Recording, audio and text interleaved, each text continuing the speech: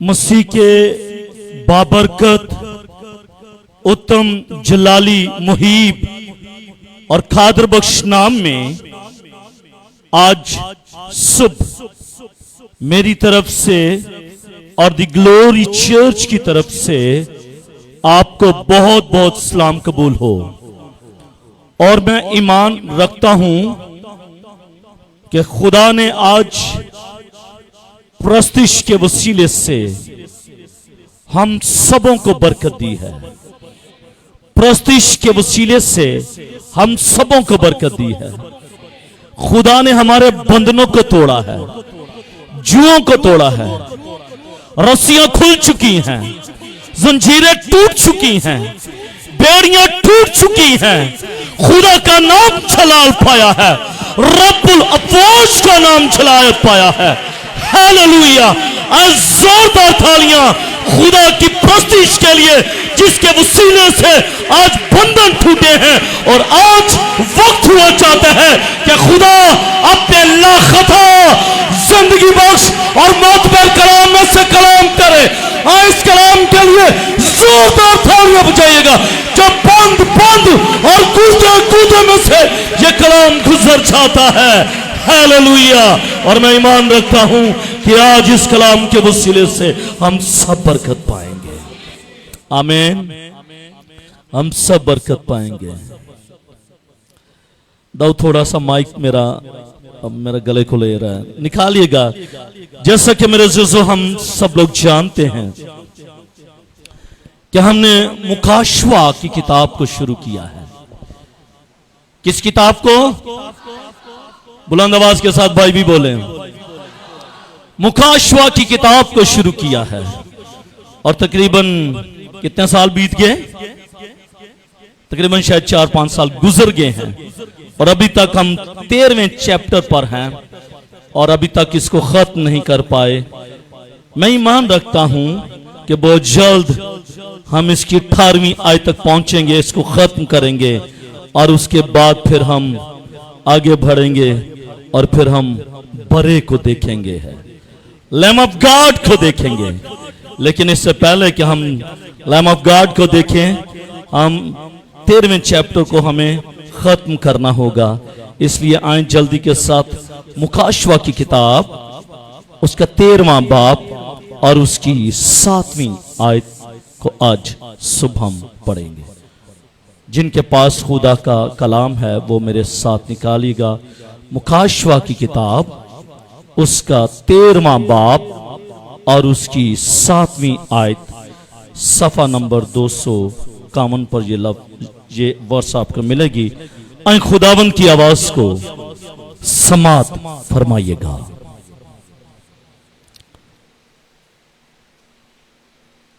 और उसे ये इख्तियार दिया गया कि मुकद्दसों से लड़े और उन पर गालिब आए और उसे हर कबीला और उम्मत और अहले जुबान और कौम पर इख्तियार दिया गया। खुदा के पाक कलाम के पढ़े, सुने और समझ जाने पर खुदावंद की खास बरकत हो। सबके गब्बा आवाज से बुलंद आमीन। मेरे अज़ीज़ों, मेरा टॉपिक है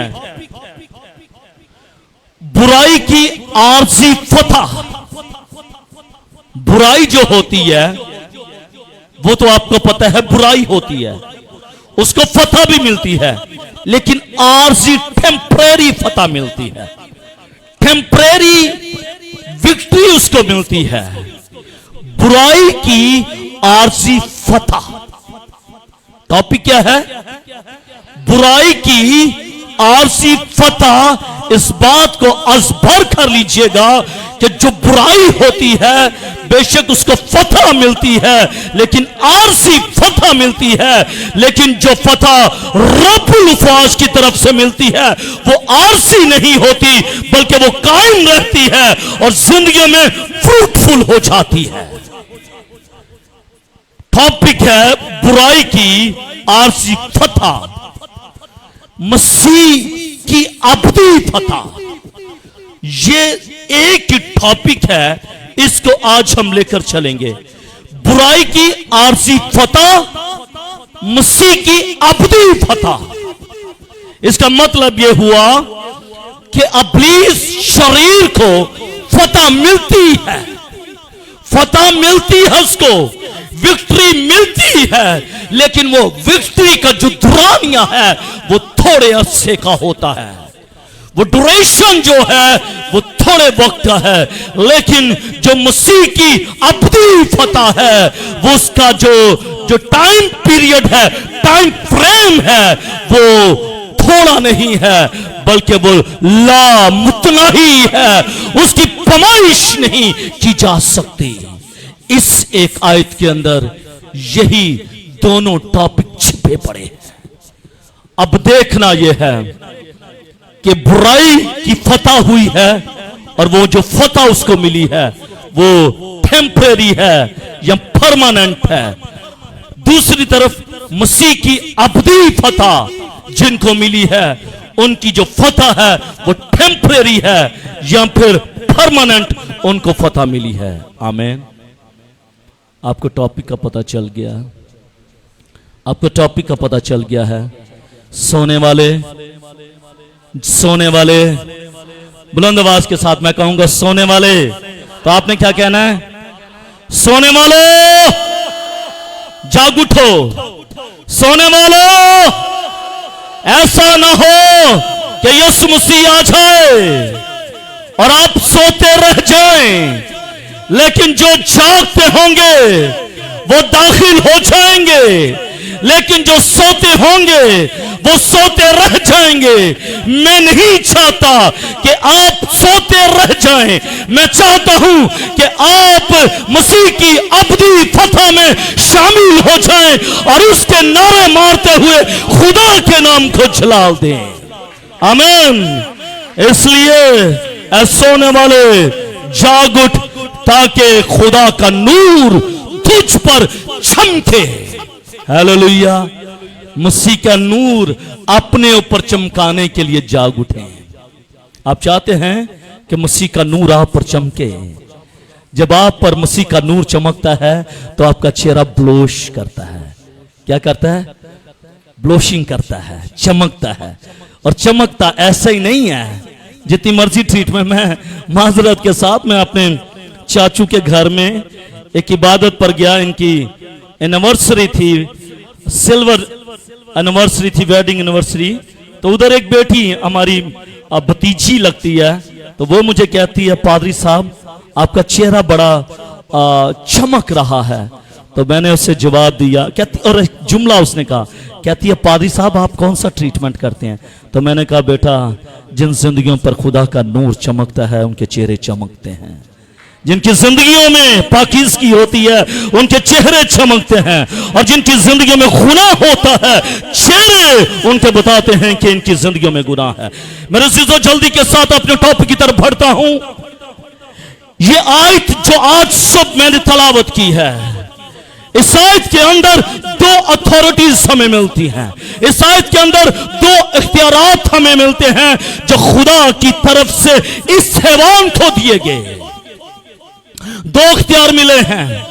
हैवान अपनी मर्जी से कुछ नहीं कर सकता, हैवान अपनी मर्जी से कुछ नहीं कर सकता, इसे इख्तियार मिलता है और खुदा उस इख्तियार इस्तेमाल करने के लिए इजाजत देता है। चल अब तू इस इख्तियार को इस्तेमाल कर ले। लेकिन अगर खुदा ना चाहे, अगर खुदा की पाक मर्जी नहीं है, तो ये कभी भी उस इख्तियार को इस्तेमाल नहीं कर सकता। इख्तियार कौन से मिले हैं? इसे दो इख्तियार मिले हैं। पहला इख्तियार मुकद्दसों पर मिला है, इससे इख्तियार हो मुकद्दसीन, हो मुकद्दसीन। लेकिन इख्तियार किसका मिला है? इख्तियार किसको मिला है? मुखालिफ मसीह को मिला है इख्तियार।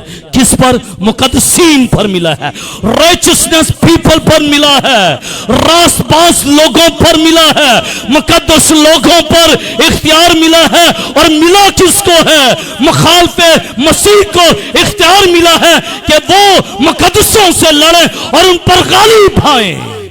इसका मतलब यह हुआ कि मुखालिफ मसीह को इख्तियार मिला है कि वो मुकद्दसों के साथ लड़े, आपके साथ लड़े और आप पर गालिब आए। वो ये उसे इख्तियार दिया गया है। और दूसरा इख्तियार उसे मिला है, गैर अक़वाम पर इख्तियार मिला है। किस पर? गैर अक़वाम पर इख्तियार मिला है। ये दो इख्तियार मुखालिफ मसीह को मिले हैं। पहला इख्तियार जो मिला है वो मुकद्दसीन पर मिला है, दूसरा इख्तियार जो मिला है वो आलमी सतह पर गैर अक़वाम पर उसे ये इख्तियार मिला है। इख्तियार मिल चुके हैं। मुकाशवा की किताब उसके 13वें बाब और उसकी 7वीं आयत के अंदर हमें पता चलता है कि ये इख्तियार उससे मिले हैं, ये इख्तियार उससे मिले हैं। ये इख्तियार किसको मिले हैं? ये इख्तियार किसको मिले हैं? ये इख्तियार किसको मिले हैं? ये इख्तियार मुखालिफ मसीह को मिले हैं। ये मुकद्दस लोग, ये राइचसनेस पीपल, ये रास्तबाज लोग कौन से हैं? ये कौन से रास्तबाज लोग हैं जिन पर ये इख्तियार उसे मिला है? आज राइचसनेस पर्सन, क्या आप रास्तबाज हैं? बहन जी बताइएगा, बहन जी क्या आप रास्तबाज हैं?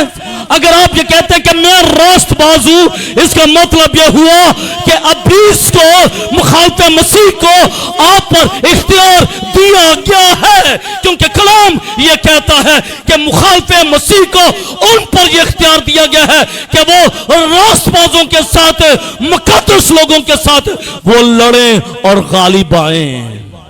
इसका मतलब है कि उसे इख्तियार दिया गया है। ये मुकद्दस लोग कौन से हैं? ये मुकद्दस लोग, आज भी मुकद्दस लोग मौजूद हैं, पहले भी मुकद्दस लोग मौजूद थे। मुकद्दस लोग मौजूद थे कि नहीं थे? जी, मुकद्दस लोग मौजूद थे। अब्राहम के बारे में खुदा क्या कहता है? अब्राहम के बारे में, अब्राहम रास्तबाज शख्स था। अय्यूब के बारे में क्या लिखा है? उसकी सरजमीन पर एक शख्स रहता था जो रास्तबाज और बदी से दूर रहता था, बदी से दूर रहता था। इसका मतलब है आज के दौर से पहले, मसीह के दौर से पहले, मसीह के दौर से पहले रास्तबाज लोग मौजूद थे। आज मसीह के बाद भी रास्तबाज लोग मौजूद हैं, लेकिन किन के बारे में बात हो रही है? क्या जो मसीह से पहले लोग हैं उनके बारे में बात हो रही है, या फिर जो मसीह के बाद आज के लोग हैं, आप और मैं हैं, क्या इन रास्तबाजों की बात हो रही है, या फिर कोई और रास्तबाज लोग हैं? हालेलुया। मेरे अज़ीज़ों, मुखालिफ मसीह, बात किसकी हो रही है? मुखालिफ मसीह की बात हो रही है, मुखालिफ मसीह की बात हो रही है। और मुखालिफ मसीह का दौर कौन सा है? कितने साल का दौर है उसका? 7 साल। मैंने बताया यहां से लेकर यहां तक ये 7 साल दौर है, और इस 7 साल दौर के अंदर मुखालिफ मसीह आएगा, और इस मुखालिफ मसीह के दौर की बात हो रही है, आज के दौर की बात नहीं हो रही।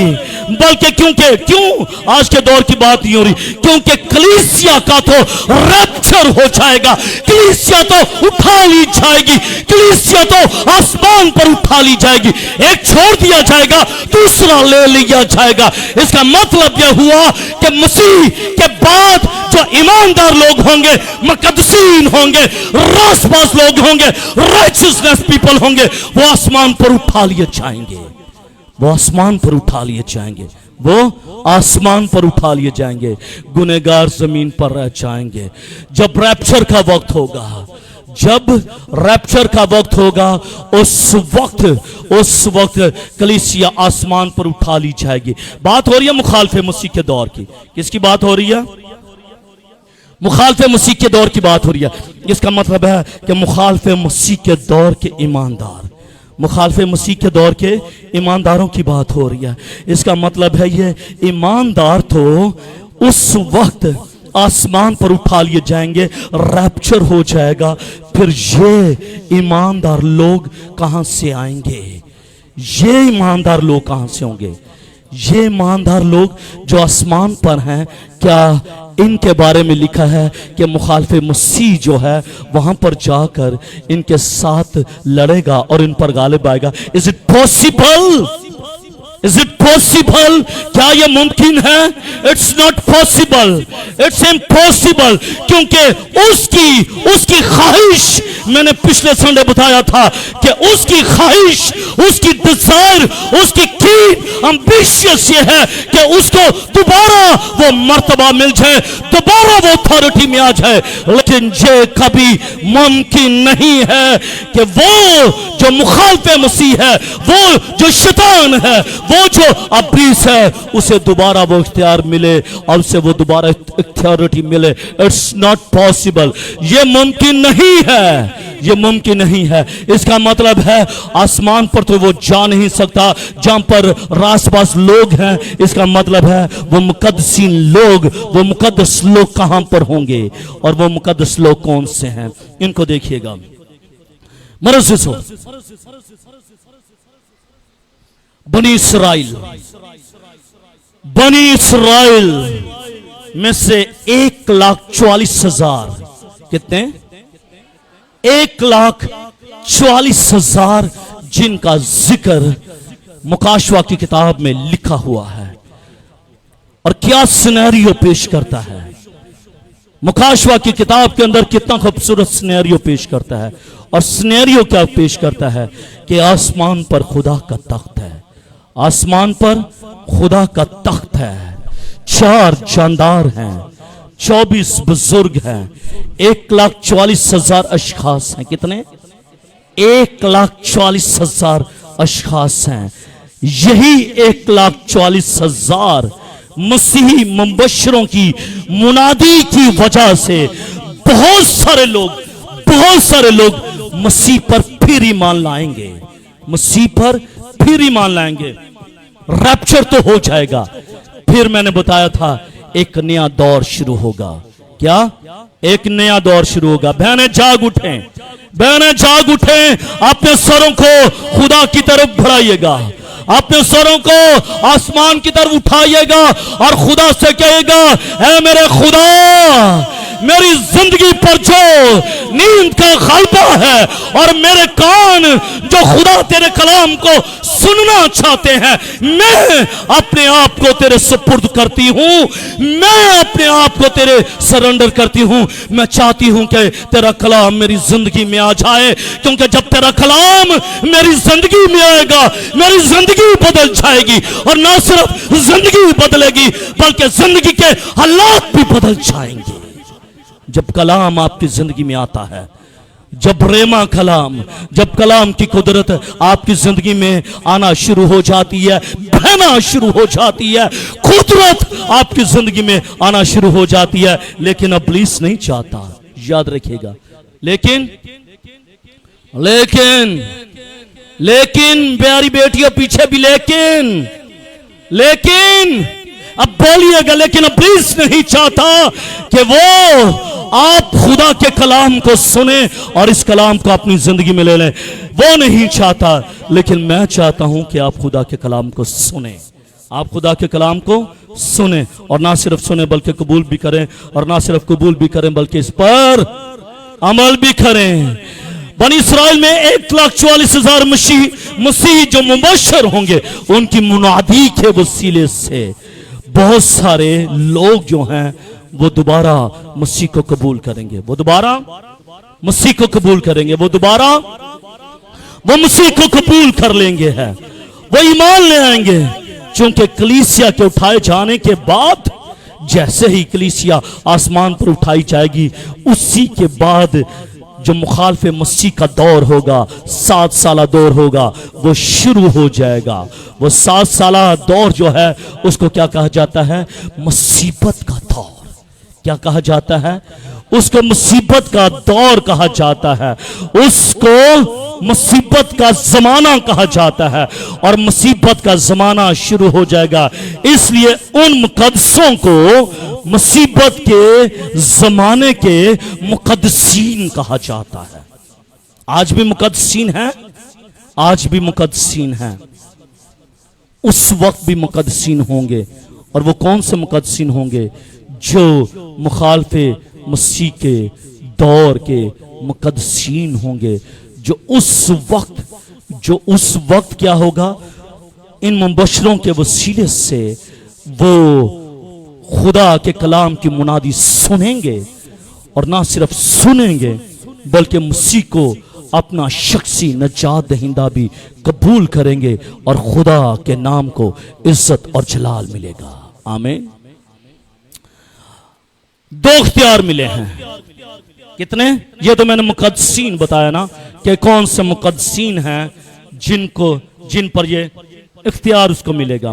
तो मैंने बताया वो मुकद्दसीन जो मुखालफे मसीह के दौर के मुकद्दसीन होंगे, उन पर मुखालफे मसीह गालिब आएगा, उनके साथ लड़ेगा और उन पर गालिब आएगा। आमीन। मालूम पड़ गया? मालूम पड़ गया? यस। अब होगा क्या? अब होगा क्या? मुकद्दसीन की हालत कैसी होगी? अब जो आया है, जिसको इख्तियार मिला है, जिसको अथॉरिटी मिली है, अब वो बख्शेगा? अब वो बख्शेगा? नो। जिसको इख्तियार मिल जाता है ना, जिसको अथॉरिटी मिल जाती है, वो नहीं बख्शता। क्या कहते हैं? जिसकी लाठी उसकी भैंस, जिसकी लाठी उसकी भैंस। अब चूंकि मुखालफे मसीह को इख्तियार दिया गया है, उसको इख्तियार मिला है कि वो मुकद्दसों पर जुल्म करे, मुकद्दसों के साथ लड़े और उन पर गालिब आए। होगा क्या मेरे अज़ीज़ों? जब हम अब्रानियों के नाम खत उसके 11वें बाब पर उसकी 35वीं आयत और उसकी 38वीं आयत तक का मुताला करते हैं, तो हमें यहां पर नजर आता है मुकद्दसीन की हालत हमें नजर आती है। किनकी हालत नजर आती है? मुकद्दसीन की हालत हमें नजर आती है। किनकी हालत नजर आती है? मुकद्दसीन की हालत हमें नजर आती है। देखिएगा, उस हालत को देखिएगा। कलाम मुकद्दस में अब्रानियों के नाम खत उसके 11वें बाब में मुकद्दसीन की हालत को देख लीजिएगा। बास मार खाते खाते मर गए, लड़ेगा मुखालफे मसीह। और कलाम क्या कहते हैं? मार खाते खाते मर गए। They will be died. They will be died on spot. वो उसी लम्हे मर जाएंगे। उनकी नवश इस बदन से निकल जाएगी। जो जिंदगी का दम खुदा ने फूंका था, वो दम निकल जाएगा। एट दिस स्पॉट टाइम वो मर जाएंगे। लेकिन कलाम क्या कहता है? मगर रहाई मंजूर न की। वो कहेंगे हमें रहाई नहीं चाहिए, हमें मार दे, हमारी जानों को ले ले, लेकिन फिर भी हम मसीह का इनकार नहीं करेंगे। वो ये कहेंगे हम मरना चाहते हैं, हमें मौत कबूल है, लेकिन हम मंजूर नहीं करेंगे। इस बहन को क्या जो मसला है, इसको ऊपर भेज दें ऑरेंज कपड़े वालों को, इस दुपट्टे वाली को ऊपर भेज दें, ये डिस्टर्ब कर रही है आपको। वो कहेंगे हमें मौत कबूल है, लेकिन हमें ये कबूल नहीं है कि हम मसीह का इनकार करें, हम मसीह का इनकार करें। क्यों? वजह क्या है? वजह यह है कि उन जिंदगियों को मालूम है कि हमें बेहतरीन क़यामत हासिल होगी। क्या होगी? बेहतरीन क़यामत हमें हासिल होगी। हम मर तो जाएंगे, इस दुनिया में मरेंगे तो जरूर, लेकिन हमारी जो इटर्निटी है, हमारी अब्दियत है, अब्दी मौत हम पर गालिब नहीं आएगी। वो हम पर नहीं आ सकेगी।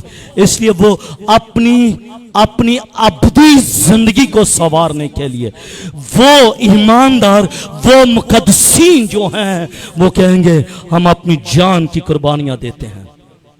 हम अपनी जान की कंपैरिजन कीजिएगा उन मुकद्दसीन के बारे में। मुझे ये बताइएगा, कौन कौन आसमान पर जाना चाहता है? कौन कौन चाहता है कि मेरा रैप्चर हो जाए? इसे उठा दें प्लीज, इससे ऊपर भेज दें, ये आपको डिस्टर्ब कर रही है। इसे भेज दें, जल्दी के साथ भेज दें, इसे भेज दें। बेटा आप ऊपर चली जाओ, जितनी बातें करनी है खिड़कियों के साथ करो, हवाओं के साथ करो, आप डिस्टर्ब ना करें। ओके?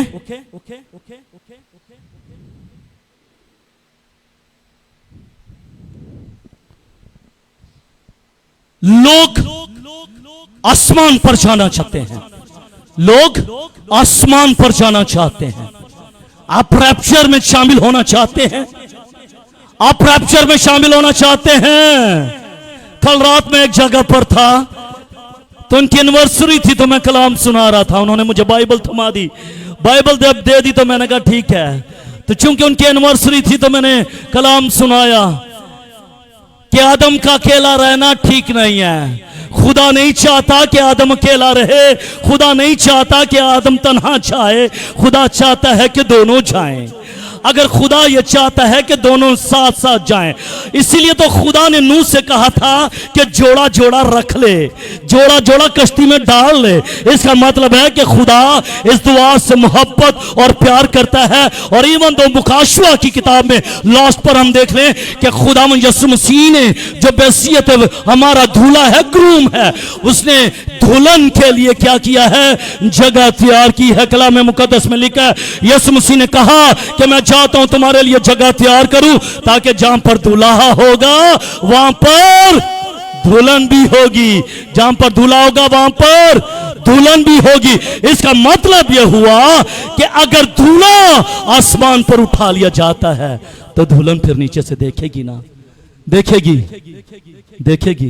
दुल्हन फिर नीचे से देखेगी, दुल्हन नीचे से देखेगी ना। और अगर दुल्हन उठा ली जाए तो फिर दूल्हा देखेगा, हाय मेरी बीवी तो आसमान पर उठाई ली जा रही है। इन जिंदगियों को कंपैरिजन कर लीजिएगा।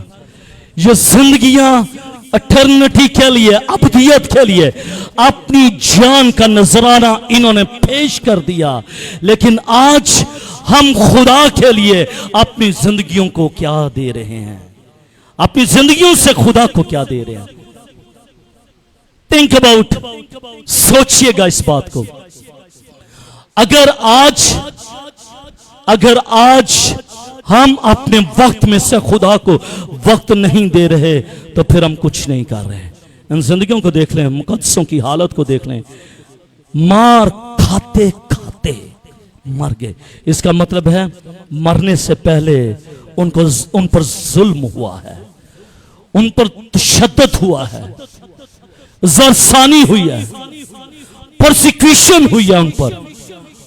प्रोसिक्यूशन के बावजूद भी उन्होंने मुंह नहीं मोड़ा कि हम इनकार कर दें मसीह का। इसीलिए तो उनको मुकद्दसीन कहा गया है। लेकिन अगर आज जो जिंदगियां मसीह के साथ जुड़ी नहीं है, क्या हम उनको मुकद्दसीन कह सकते हैं? क्या हम उनको रासपास कह सकते हैं? क्या हम उनको राइचियसनेस पीपल कह सकते हैं? नहीं कह सकते। क्यों? क्योंकि उनकी जिंदगियां इस मेरे मसीह के साथ जुड़ी नहीं है, इसके साथ जुड़ी नहीं है। कलाम कहता है कि बास ठट्ठों में उड़ाए गए, बास को कोड़े लगे, बल्कि जंजीरों में बांधे, कैद में डाल दिए गए, संसार किए गए, पत्थरों के वसीले से उनको मारा गया, संसार किए गए, आरे से छीने गए। जिस तरह आरे के ऊपर लकड़ी रख दी जाती है, और जब लकड़ी रख दी जाती है तो जिस तरह आरा लकड़ी को चीरकर दो हिस्सों में बांट देता है, दो हिस्सों में तकसीम कर देता है। इसी तरह मुकद्दसों की हालत होगी। वो आरों के सामने जब लिटाए जाएंगे, आरे को चलाया जाएगा, वो आरे को देखेंगे, लेकिन इसके बावजूद भी वो मसीह का इनकार नहीं करेंगे। वो मसीह का इनकार नहीं करेंगे, क्योंकि उन्होंने अपनी जान का नजराना मसीह के लिए पेश किया है। वो कहेंगे हम आरे से भी चराए जाएंगे, लेकिन मसीह तेरा इनकार नहीं करेंगे, हम तेरा इनकार नहीं करेंगे। अगर ये इनकार नहीं ना करेंगे, अगर ये इनकार नहीं करेंगे, तो सोचिए फिर इनको मसीह क्या देगा, मसीह क्या देगा। It's great privilege. और अगर आज हम मसीह के लिए, अगर आज हम मसीह के लिए सताए जा रहे हैं, अगर आज हम मसीह की खातिर चुप हैं, तो देखिए रिवॉर्ड को देख लीजिएगा। अगर कोई आपका रिश्तेदार, नातेदार और आपका कराबती आपको लफ्जों में, ठट्ठों में उड़ाता है, आपका मजाक उड़ाता है, आपकी आजमाइश करता है, आपको टेम्पटेशन में डालता है, तो मेरे अजीजों वो तो अपनी बरकत लेगा, लेकिन जो बरकत आपको मिलेगी, लास्ट में जरूर बताऊंगा कि इन मुकद्दसों की यह हालत के बावजूद उनको क्या मिलेगा, आगे चलकर देखेंगे। कलाम यह कहता है कि मुकद्दसों की ऐसी हालत होगी कि वो तलवार से काटे जाएंगे, भेड़ों और बकरियों की खाल ओढ़े हुए मुताजी में जिंदगी गुजारेंगे, मुसीबत में गुजारेंगे, बदसलूकी की हालत में मारे फिरेंगे, राइट तरफ से दाहिने बाएं, शमाल मशरक जनूब, हर अतराफ से उन पर मुसीबत ढाई जाएगी और उन पर बदसलूकी होगी। और फिर खुदा का कलाम यह कहता है कि दुनिया उनके लायक ना थी, दुनिया उनके लायक ना थी, ये वर्ड उनके लायक नहीं। आज हम दुनिया में रहते हैं, क्या हम दुनिया में रहते हैं या फिर दुनिया हमारे अंदर रहती है? क्या हम दुनिया में रहते हैं या फिर दुनिया हमारे अंदर रहती है? बोलिएगा, बताइएगा, हम दुनिया में रहते हैं या दुनिया हमारे अंदर रहती है?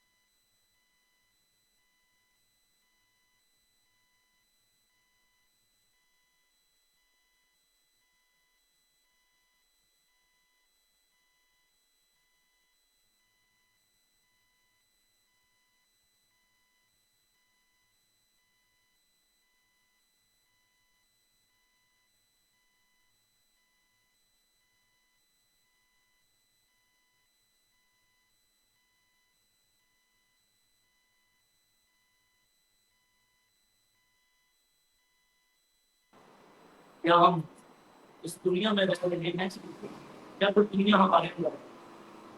बताइए। हमारे अंदर रह रही है। हाँ? हमारे अंदर रह रही है। हाँ, दुनिया हमारे अंदर रह रही है। दुनिया हमारे अंदर, दुनिया हमारे अंदर रह रही है। हमारे अंदर, दुनिया के काम।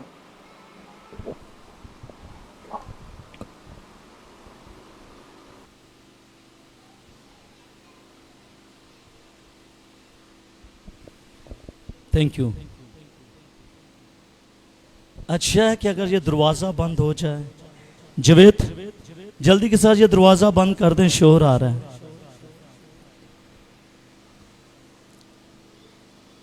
Please wait.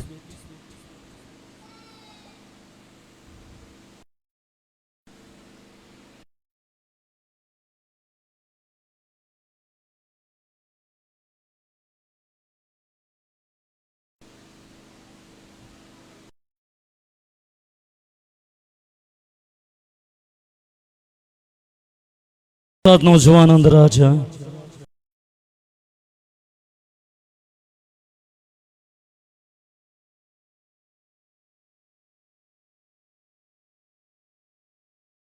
Please continue. Okay. क्या दुनिया में हम रह रहे हैं या फिर दुनिया हमारे अंदर रह रही है? दुनिया दुनिया हमारे अंदर रह रही है। देख लीजिएगा कि दुनिया अब हमारे अंदर रह रही है, और जब दुनिया हमारे अंदर रह रही है तो फिर क्या हम मुकद्दसीन हो सकते हैं? क्या हम फिर राइचियसनेस पर्सन हो सकते हैं? दुनिया को छोड़ दीजिएगा। कलाम मुकद्दस में लिखा है कि जो जिस्मानी है वो जिस्मानी बातों के ख्याल में रहते हैं।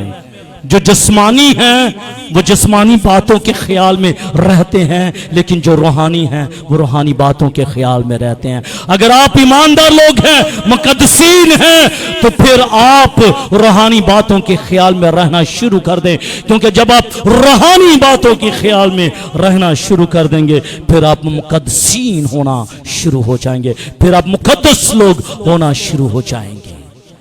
ये हालत मुकद्दसीन की ये हालत होगी।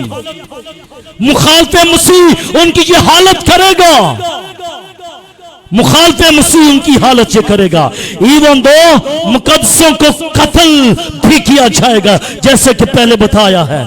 जब मुकद्दसीन पर मुखालफे मसीह को इख्तियार दिया जाएगा, अथॉरिटी दी जाएगी, तो वो नहायत बेदर्दी के साथ मुकद्दसीन को कत्ल करेगा।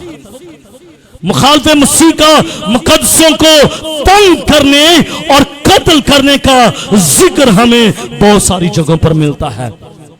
मिसाल के तौर पर दानियल की किताब उसके 7वें बाब पर उसकी 25वीं आयत, दानियल की किताब उसके 9वें बाब पर उसकी 27वीं आयत, 12वें बाब पर उसकी 10वीं आयत के अंदर हमें यह नजर आता है कि किस तरह मुखालफे मसीह जो है वो मुकद्दसीन पर जुल्म ढाएगा, किस तरह वो मुकद्दसीन को कत्ल करेगा। हम इन तमाम तर आयात में पढ़ते हैं, और खुदा ने दानियल को तकरीबन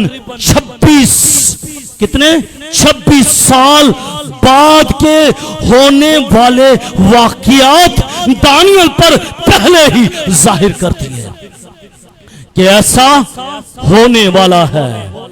दानियल पर जाहिर कर दिया।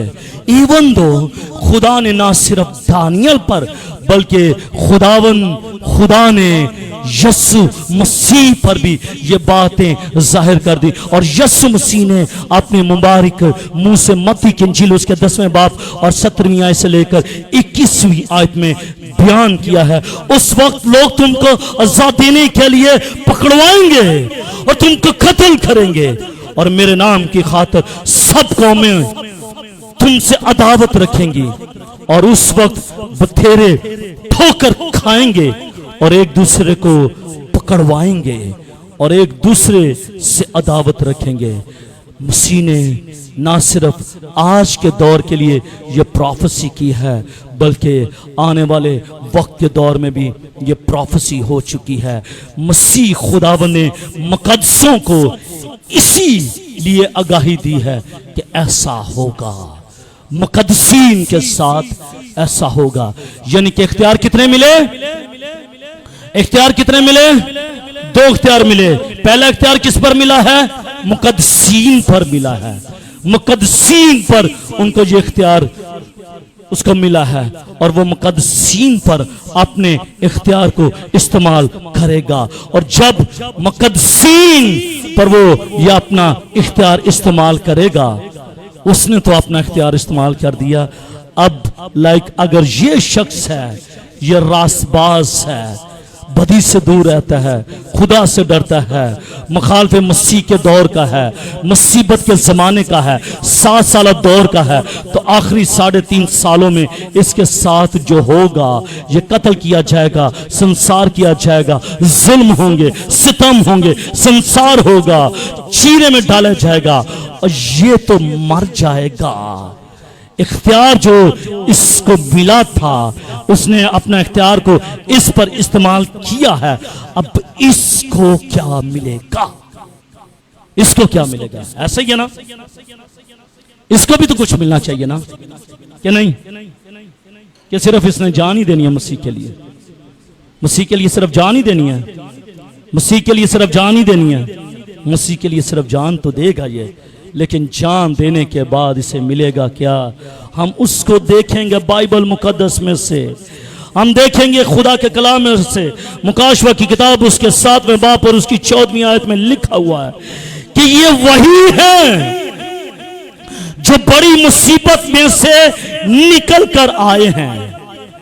उन्होंने अपने जामे बर्रे के खून से धोकर सफेद किए हैं, यानी कि इनके जो जामे होंगे वो सफेद खून से साफ किए जाएंगे और इनके जामे सफेद हो जाएंगे, क्योंकि इन्होंने बर्रे के खून से अपने जामों को धो लिया है और ये इनके जामे सफेद हो चुके हैं।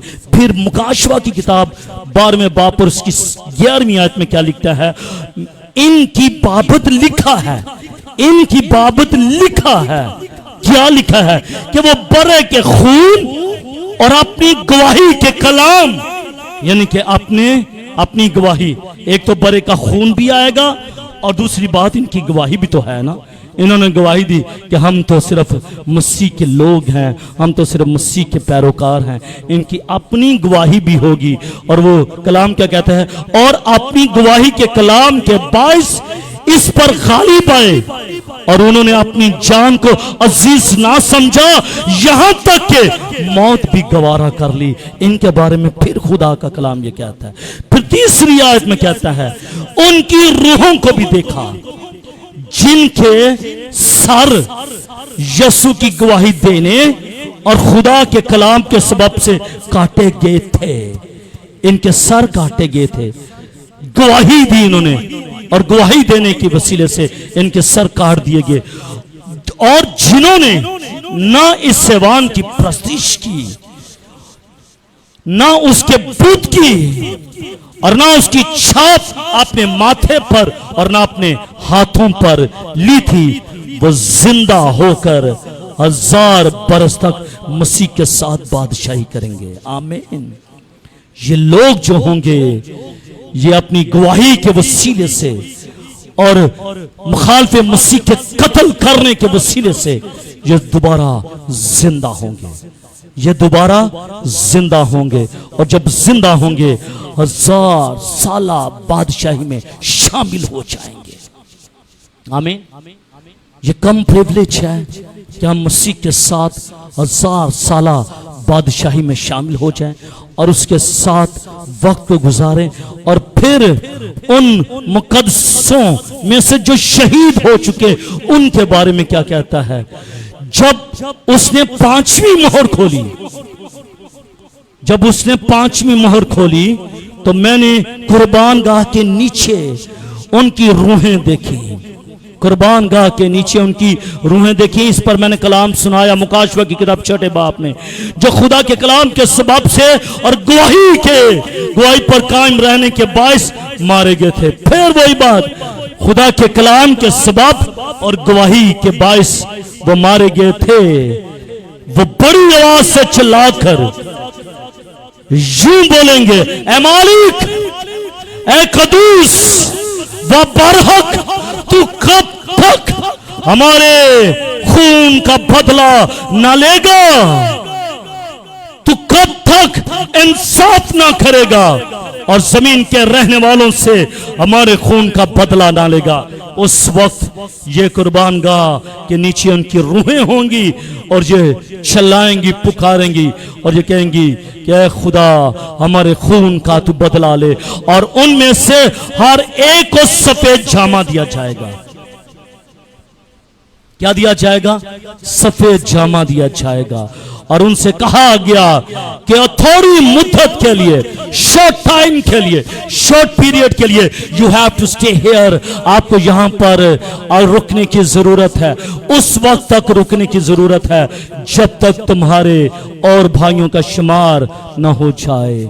इसका मतलब है कि खुदा को मालूम है कि ईमानदार लोग जो हैं अभी बाकी हैं, जिन्होंने मेरे कलाम और अपनी गवाही के वसीले से वो कत्ल किए जाएंगे, मारे जाएंगे, फना हो जाएंगे, संसार किए जाएंगे। ऐसा होगा, खुदा को पता, मसीह को पता है।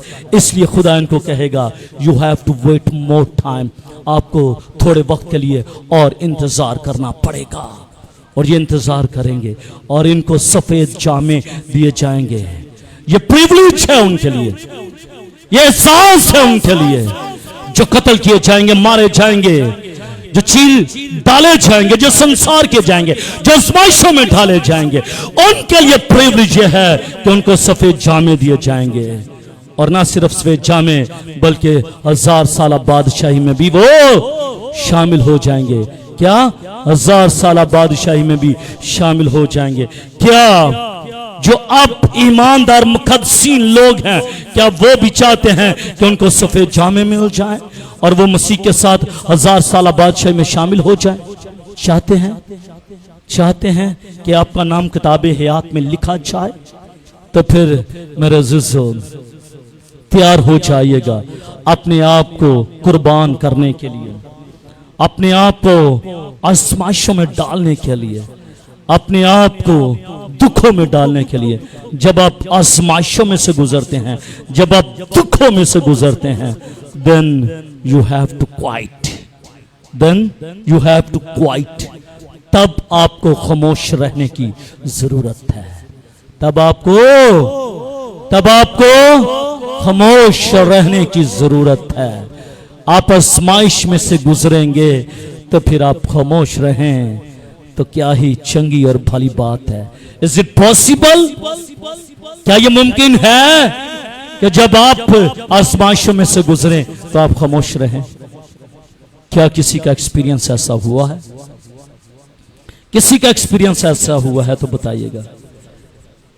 यू गुड गुड गुड और गुड कि जब आप आजमाइशों में से गुजरते हैं तो फिर आप खामोश रहते हैं। It's very tough, it's very tough. ये बड़ा मुश्किल है कि जब आप आजमाइश में से गुजरें, आपको मालूम भी पड़े कि ये काम गलत है, गलत हो चुका है, लेकिन इसके बावजूद भी आप खामोश रहें तो सफेद जामे के हकदार है ना। फिर सफेद जामों के हकदार है ना। अभी तो बड़े रंगीन कपड़े पहने हैं ना, लेकिन सफेद जामे जिनके होंगे वही बड़े की ज़ियाफत में, वही मसीह की दुल्हन में शामिल हो जाएंगे। मैं तो चाहता हूं कि ये कलरफुल कपड़े जाते रहें और सफेद जामे खुदा पहना दे है। आमीन। मुकद्दसीन को सफेद जामे दिए जाएंगे। मुकद्दसीन 1000 साल बादशाही में शामिल हो जाएंगे। हमें यहाँ पर 70 साल और 80 बरस मिलते हैं। कितने साल? 70 साल मिलेंगे या फिर 80 बरस। उसके बाद खत्म। जहान फानी से कूच, जहां पर रोना भी है, दांतों का पीसना भी है, मुश्किलें भी, परेशानियां भी, दुख भी, नामुनासिब हालात भी, गुर्बत भी, तंगी भी, नंगापन भी, लड़ाइयां भी, झगड़े भी, फसादात भी, मारा जाना भी, ये सब कुछ शामिल है। और इसके बावजूद भी मिलेंगे कितने साल? 70 साल। कितने साल? कि बोलिएगा, हजरात भी बोलिएगा, बोलिएगा कि हजरात को लंबी उम्र चाहिए। 70 साल मिलेंगे इन हालात में भी, लेकिन देखिएगा कि अगर खूबसूरत समा हो, कलाम ये कहता, मुकाशवा की किताब में लिखा है, वहां पर ना तो रोना होगा, वहां पर ना तो रोना होगा, वहां पर ना तो रोना होगा, वहां पर ना तो रोना होगा, न काल, न नंगापन, न किसी चीज की टेंशन, न परेशानी, न लोड शेडिंग, किसी चीज की परेशानी नहीं होगी। सिर्फ क्या होगा? बर्रे की सिताइश, जिसके बारे में लिखा हुआ है, वो देखो जो जहान का गुनाह उठा लिए जाता है, वो है खुदा का बर्रा, वो है खुदा का बेटा, वो है खुदा का इकलौता बेटा, जो जहान के गुनाह उठा लिए जाता है, जिसके बारे में लिखा हुआ है कि यीशु मसीह वो है जो इज्जत तारीफ तमजीद के लायक है, जिसके बारे में लिखा हुआ है कि ज़बा किया हुआ बर्रा तारीफ तमजीद हशमत और बुजुर्गी के लायक है। आसमान पर सिर्फ बर्रे की सताइश होगी, इसके अलावा और कुछ नहीं होगा। और कितना वक्त गुजारेंगे हम? 1000 साल वक्त गुजारेंगे, 70 साल 80 बरस नहीं। कौन सा टाइम फ्रेम पसंद है आपको? क्यों बहन रजिया, कौन सा टाइम फ्रेम पसंद है आपको? बताइएगा। 70 साल का या 1000 साल दौर का? 1000 साल दौर का जो टाइम फ्रेम है, मुझे तो वो पसंद है, क्योंकि उस फ्रेम में टाइम ड्यूरेशन भी ज्यादा है, और उस फ्रेम के अंदर जो रफाकत है वो मसीह के साथ है, और वो रफाकत आर्जी रफाकत नहीं, बल्कि कायम और दायम रहने वाली रफाकत है। लेकिन ये जो रफाकत है, ये आर्जी रफाकत है, टूट जाने वाली रफाकत है। ये जिंदगी जो है वो थोड़े देर के लिए है। ये जिंदगी बुलबुले की मानिद है, आज है और कल नहीं। हमारी उम्र बालिश्त बर की है, बालिश्त बर की है, और ये छोटी सी उम्र है, और इस उम्र में दुख और तकलीफें हैं। अब देख लीजिएगा कि कौन सा टाइम फ्रेम जो है वो आपको पसंद है। कौन सा टाइम फ्रेम पसंद है? 1000 साल या फिर 70 साल का? तो 1000 साल के लिए आपको कुछ करना पड़ेगा। Then you have to do something for God. इन मुकद्दसी ने देख लीजिएगा कि कुछ किया है, और किया क्या है? उन्होंने अपनी जान का नजराना पेश किया है। आपके पास तो इतना टाइम नहीं है कि 2-3 घंटे खुदा के साथ रख सकें। आई अप्रिशिएट उन छोटे छोटे बच्चों को, मैं अप्रिशिएट करता हूं जो सर्दी, गर्मी और झाड़े में भी सुबह 4 बजे टोपियां पहन के निकल पड़ते हैं अपने घरों में, घरों से निकल पड़ते हैं, मस्जिद में चले जाते हैं। कुर्बान जाऊं उन पर भी, खुदा उनको बरकत दे। बच्चे हैं, बच्चे सबके सांझे बच्चे होते हैं, प्यारे होते हैं। हमारे बच्चे 10 बजे उठते हैं, पापा छुट्टियां हैं, क्या कर रहे हैं? पापा जी छुट्टियां हैं, अभी तो 10 बजे हैं। ऐसा ही है। उन बच्चों को देखें जो सुबह 4 बजे, उनकी माओ को देखिए कैसे कलेजे हैं उनके, कितने बड़े हैं उनके दिल, जो छोटे छोटे बच्चों को सर्दियों में निकाल देती हैं, गर्मियों में निकाल देते हैं। निकलो, जाकर नमाज पढ़ कर आओ।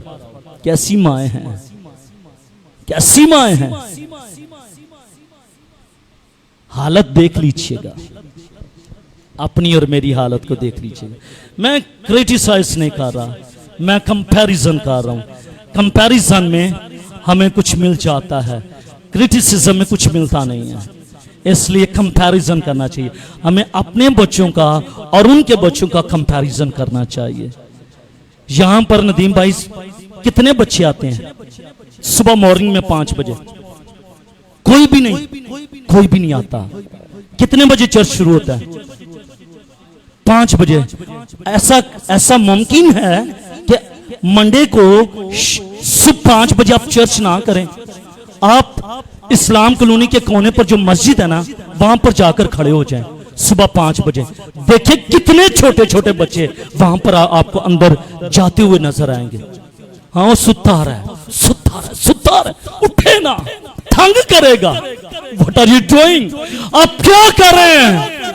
आपके बच्चे हमारा मुस्तकबिल है, इनको बेकार ना करें, इनको सलाए ना, इनको सोने की इजाजत ना दे, इनको तड़के उठा दे।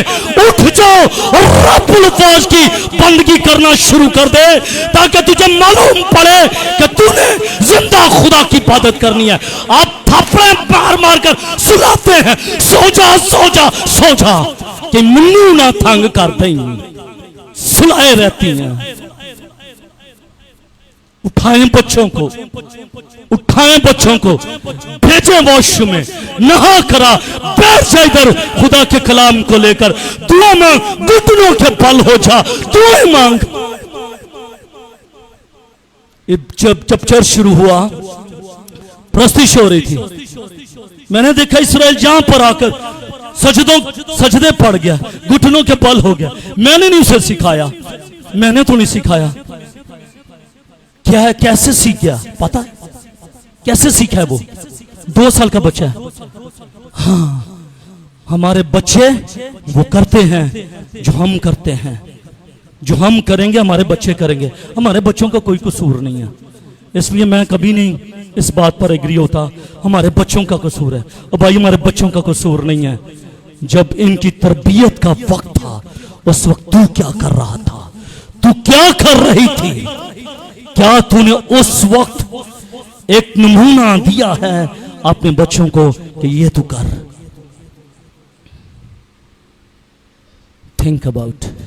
मुकद्दसीन बनना है ना? आप चाहेंगे कि आपके बच्चे मुकद्दसीन बने, सफेद जामे पहने, बड़े की सताइश करें, 1000 साल बादशाही में दाखिल कर। और भाई ट्रेन तो करें। आपके बच्चे 20-20, 25-25, 30-30 साल के हो जाते हैं, पता ही नहीं होता कि चर्च भी जाना है। तैयार करें अपने बच्चों को। 2 इख्तियार मिले थे। एक इख्तियार मुकद्दसीन पर उसे मिला था और दूसरा इख्तियार गैर अक़वाम पर, यानी कि हर कबीला, हर उम्मत और अहले जुबान और कौम पर उसे इख्तियार मिला। दूसरी बात और आखिरी बात, मुखालिफ मसीह का आलमी सतह पर इख्तियार। मुखालिफ मसीह का आलमी सतह पर इख्तियार। सिर्फ इख्तियार मुकद्दसीन पर नहीं, बल्कि ये इख्तियार आलमी सतह पर भी है। इस आयत का दूसरा हिस्सा मुखालिफ मसीह के आलमगीर इख्तियार की तरफ इशारा करता है। आलमगीर इख्तियार की तरफ, कि उसका इख्तियार सिर्फ मुकद्दसीन पर नहीं होगा, बल्कि आलमगीर सतह पर उसका इख्तियार होगा। इसे दुनिया के हर एक कबीला, उम्मत और अहले जुबान और कौम पर इख्तियार दिया जाएगा। यह मुखालिफ मसीह के आलमी इख्तियार का जिक्र है।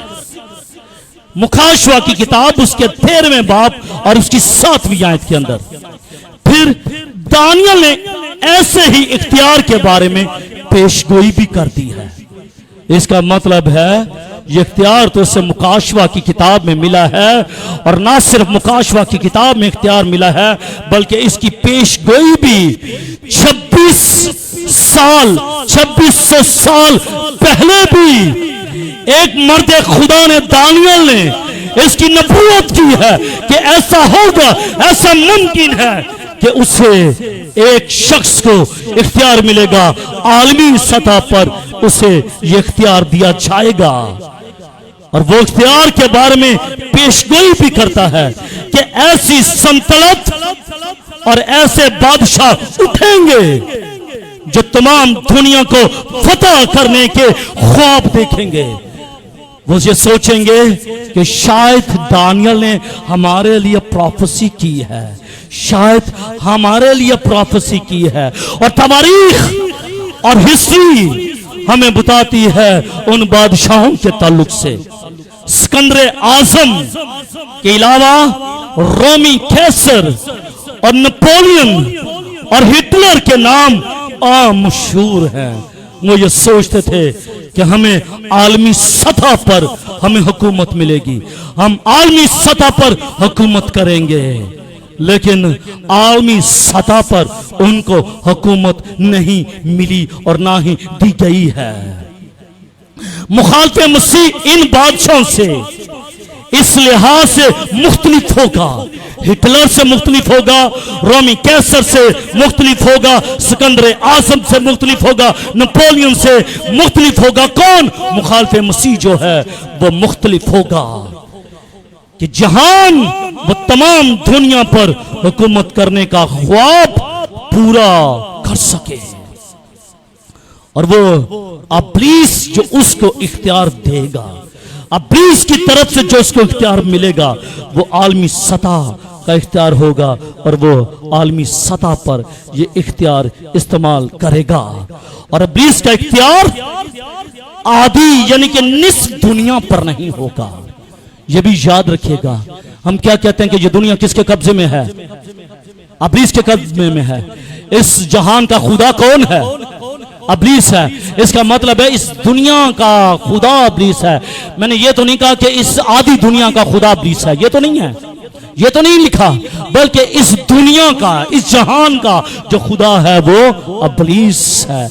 यानी कि इब्लीस को जो इख्तियार दिया है वो पूरे का पूरा इख्तियार है, उसके पास आधा इख्तियार नहीं है, निस्फ इख्तियार नहीं है, बल्कि तमाम दुनिया पर उसको ये इख्तियार दिया है। इसलिए जरूरी है कि मुखालिफ मसीह तमाम दुनिया पर हुकूमत करे। दुनिया के हालात बहुत आलमी हाकिम की तरफ मुड़ते चले जा रहे हैं, आलमी हाकिमियत की तरफ मुड़ते जा रहे हैं, और आजकल खुराक के जरिए, तेल के जरिए, बैंकारी के जरिए, तिजारत के जरिए आलमी निजाम को यकजा किया जा रहा है। ऐसे ही है, तिजारत को देख लीजिएगा, डिजिटल कर दिया गया है, बैंकारी को देख लीजिएगा, डिजिटल कर दिया गया। ऐसा ही है, अब डिजिटलाइज हो रहा है इन चीजें, अब एक जगह पर मौजूद हो रही हैं। सिर्फ आपने अपना शनाख्ती कार्ड नंबर देना है तो वो आपको बता देंगे FIA वाले आपके पास कितनी रजिस्ट्रियां हैं, आपके बैंक अकाउंट में कितने पैसे हैं, आपकी कितनी जायदादें हैं, आपके पास कितनी गाड़ियां हैं। हर एक चीज आपके सिर्फ एक नंबर पर उनको मिल जाती हैं। आपके कितने ये अकाउंट्स चल रहे हैं सिर्फ एक नंबर पर। कभी आपने देखा कि अमेरिका जब हम जाते हैं, जो हम इंटरव्यू करते हैं, इंटरव्यू देते हैं, और वो इंटरव्यू लेती है, गोरी इंटरव्यू लेती है या गोरा इंटरव्यू लेता है। वो मेरा 2 दफा एक्सपीरियंस हुआ, बल्कि 3 दफा गया, लेकिन 2 दफा एक्सपीरियंस, तीसरी दफा मैं समझ गया। तो मुझे उसने पूछा, हाँ जी वेयर आर यू गोइंग? मैंने कहा जी अमेरिका। कादे वास्ते? मैंने पेपर निकालने लगा, मैंने कहा जी पेड जो सी मेरी कॉन्फ्रेंस। क्या? डोंट टच, छोड़ दें इसको छोड़ दें। बाद में मालूम पड़ा कि मेरा तो पासपोर्ट इसके पास है और पासपोर्ट के ऊपर मेरा शनाख्ती कार्ड नंबर लिखा हुआ है। सिर्फ वो नंबर मारते हैं, सारा कुछ उनके पास आ जाता है। इसने कहां कहां पर काम किया है, क्या क्या इसके पास है, और फिर विदिन 1 और 2 मिनट्स के अंदर वो आपको रिप्लाई कर देते हैं। फिर पीला पेपर थमा देते हैं, sorry I will not give you visa, या फिर ग्रीन पेपर दे देते हैं, very congratulation to god 5 year visa. बस ये जुमला होता है। कैसे पता चला कि मैंने रजिस्ट्रेशन करवाई है? कैसे पता चला मेरे अकाउंट में इतने पैसे हैं? कैसे पता चला कि मैं करता क्या हूं? सब कुछ उनको पता है। इसका मतलब यह है कि अब दुनिया जो है डिजिटलाइज हो रही है, एक नंबर में बांधा जा रहा है, एक नंबर में आपको बांधा और मुझे जा रहा है, एक नंबर के वसीले से यकजा किया जा रहा है। और वो वक्त दूर नहीं कि जब शैतान का खास आदमी, जिसको मुखालिफ मसीह कहता है, वो इसको अमली जामा पहनाएगा, अमली जामा पहनाएगा, पूरी दुनिया को वो यकजा कर लेगा और अपने हाथों में समा लेगा।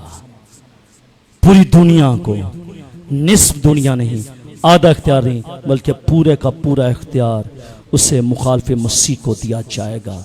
अब देखना यह है कि क्या हम बहसियत ईमानदार मुक़द्दसीन होने के नाते से हम उसकी छाप अपने माथों पर और अपने हाथों पर लेते हैं, या फिर नहीं, या फिर हम कहते हैं हमें आरे के सामने डाल दे, चीर डाल, हमें चीर डाल, लेकिन हम मसीह का इनकार नहीं करेंगे।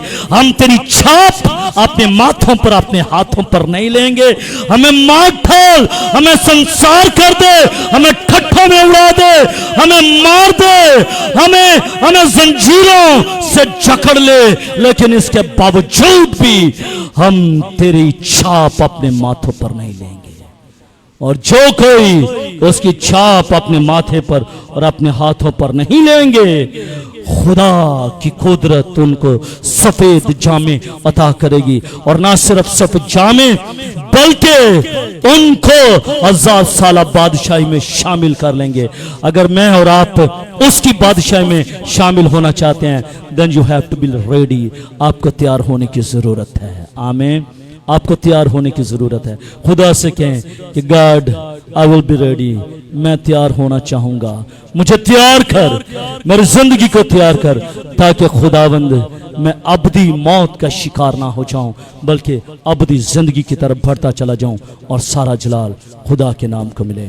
खुदा मुझे और आपको ये फजल बख्शे कि जब वो वक्त आए तो हमारे वो प्यारे बहन भाई जो मुखालफे मसीह के दौर के लोग होंगे, जो मुसीबत के जमाने के लोग होंगे, खुदावन उनको फजल बख्शे कि वो अपने ईमान में मजबूत हो, और जिस तरह वो मजबूत हम देखते हैं, हम भी उसी तरह मजबूत बनते चले जाएं और हमारी जिंदगियों से खुदा के नाम को जलाल दें। आए सब अपनी आंखों को बंद करें, अपने सरों को झुकाएं और हम दुआ मांगें। आसमानी खुदा, मैं यीशु के नाम के वसीले से अपने लोगों के लिए दुआ मांगता हूं कि खुदावन इनको तैयार कर, इनकी जिंदगियों को तैयार कर, ताकि खुदावन ये इस जहां में रहते हुए मुक़द्दसीन की तरह हर एक कुर्बानी देने से दरेग ना करें, अपनी जानों के नजराने तेरी पाक हजूरी में पेश करें खुदा, ताकि सफेद जामे और 1000 साल बादशाही में शामिल हो जाएं और सारा जलाल खुदावन तेरे नाम को मिले, मसीह के नाम से आमीन।